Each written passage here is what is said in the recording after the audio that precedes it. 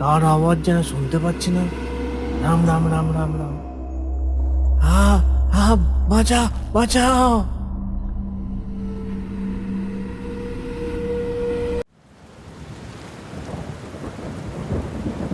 বসির মিয়া, ও বসির মিয়া, এদিকে একটু আসবে? হ্যাঁ, আসছি। ভালোই হলো বসির মিয়া, তুমি এই পথ ধরে হেঁটে যাচ্ছিলে। আমি এই বৃষ্টির জন্য অনেকক্ষণ ধরে এখানে দাঁড়িয়ে আছি।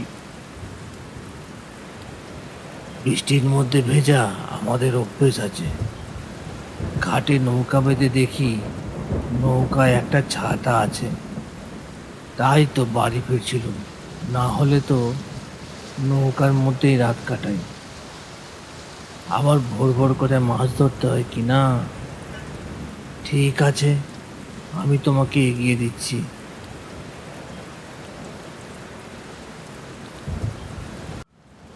বসির মিয়া, তুমি নিজের মনে কি যেন একটা গাইতে গাইতে আসছিলে না?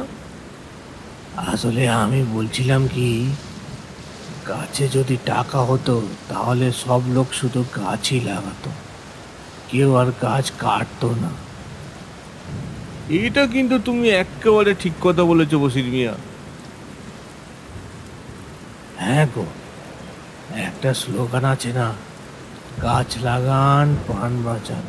সেটা বদলে হতো গাছ লাগান টাকা কামান। তাহলে দেখতে গাছও লাগানো হতো আর প্রাণও বেঁচে থাকতো। চারিদিকে খালি গাছে গাছেই ছেয়ে যেত গো। চলো গো, এবার তাহলে আমি আসি, বৃষ্টিটা তো থেমে গেল। হ্যাঁ, অনেক উপকার করলে গো বসির মিয়া। আমাদের ছোট গ্রাম বাঁশবেড়িয়া, আর এই ছোট নদীতেই মাছ ধরে বসির মিয়া।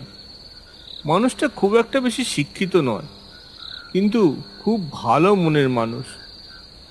মানুষটাকে কিছু খাইয়ে পাঠাতে পারলে খুব ভালো হতো। যাকগে, পরে একদিন হবে কোনো।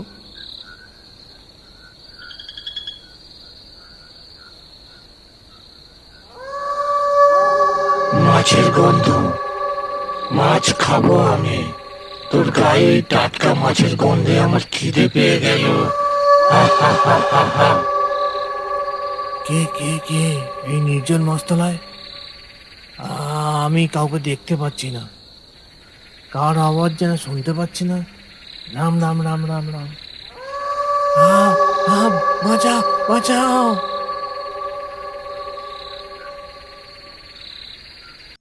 পরের দিন সকালে বাঁশবাগানে বসির মিয়ার লাশ পাওয়া যায়। তার লাশ নাকি চোখে দেখা যায় না, কিসে যেন তার শরীরের বিভিন্ন জায়গা থেকে মাংস খুবলে খেয়েছে। তার এই আকস্মিক মৃত্যুর জন্য সমস্ত গ্রামবাসী ও মাঝি ভাইরা ভয়ে কাঁটা হয়ে আছে। ওটা আমায় খুব ভালোবাসে। আসলে রাত বিরেতে নৌকা নিয়ে মাছ ধরি কিনা, তাই মনে হয় একটু চিন্তা বেড়েছে। তার উপরেই বসির মিয়ার অস্বাভাবিক মৃত্যু, ভাবলে গায়ে কাঁটা দিয়ে ওঠে।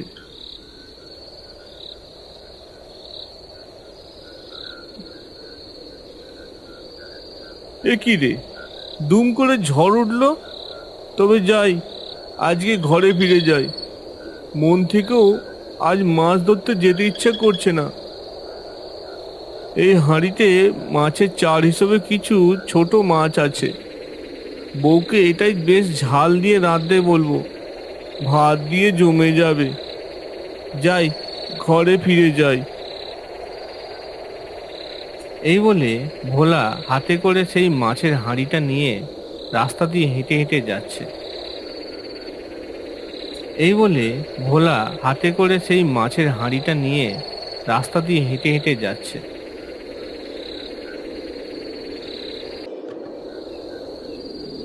মাছের গন্ধ, মাছ খাবো আমি। তোর গায়ে এই টাটকা মাছের গন্ধে আমার খিদে পেয়ে গেল। হা হা হা হা হা। খাইছে রে, কে কথা বলে? ও বাবা গো, এটা কি? ভূ ভূ ভূ ভূ ভূত! আ আ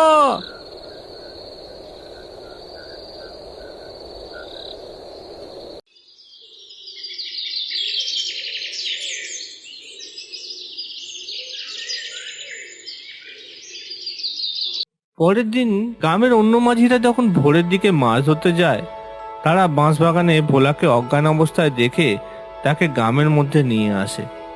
ভোলার জ্ঞান ফেরার পর আগের রাতে ভোলার সাথে ঘটে যাওয়া ঘটনা গ্রামবাসী ও তার বউকে খুলে বলে। সকলে বুঝতে পারে বাঁশবাগানে এক অশরীরী বাসা বেঁধেছে, যার কারণে বশির মিয়ার মৃত্যু হয়েছে। আর এই ভোলা একটুর জন্য বেঁচে বাড়ি ফিরেছে। তারপর থেকে গ্রামের কোনো লোকজন ভুলেও ওই বাঁশবাগানের দিকে রাত্রিরে পা বাড়ায় না।